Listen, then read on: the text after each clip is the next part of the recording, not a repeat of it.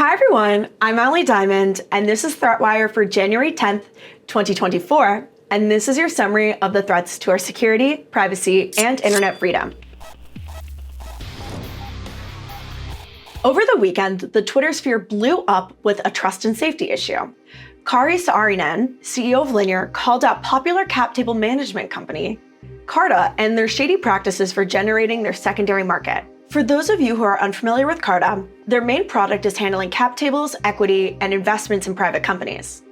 However, they also have a secondary marketplace that allows holders of stocks in private companies to be able to sell them on their secondary marketplace through a business called Carta X. According to the messaging available online, as well as in the public discussions between the CEO of Carta and Kari, Carta X, which in their conversations they keep calling Carta Marketplace, and Carta are two separate businesses. The issue causing a fire was that for years now, Carta Marketplace employees have been contacting users of the core Carta product, soliciting sales of stocks without ever having them sign up or opting into the process. Investors or employees of private companies are solicited by Carta employees to put their shares on sale. These people haven't opted into this, and companies haven't approved these sales. According to the CEO, Carta and Carta X operate as two separate businesses, meaning that there should be no crossover of data.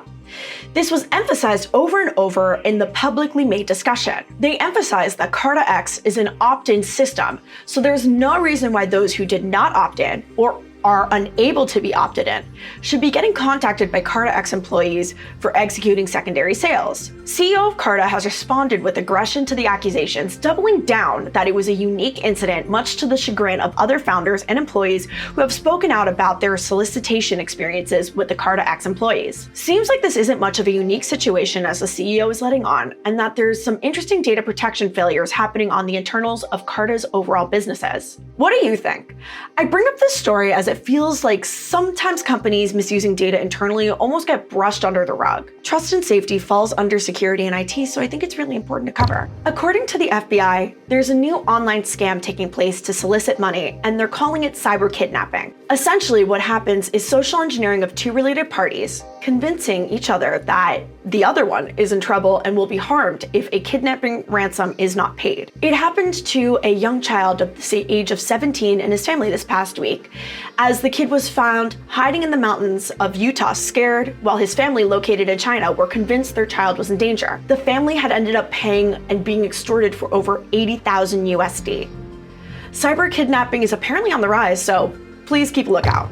This past week, hackers have been active on Twitter, getting access to major verified company accounts like Netgear, Hyundai, and Mandiant, which is a Google Cloud subsidiary and cybersecurity research arm, which is so ironic.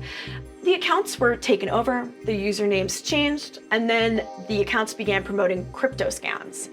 Most have restored their account access, including Mandiant. But as we know, crypto scams are not new, and bots have been getting worse on Twitter, so who knows what's gonna happen next. Honestly, hackers and researchers have been returning to their desks this week, so news is a little bit slow.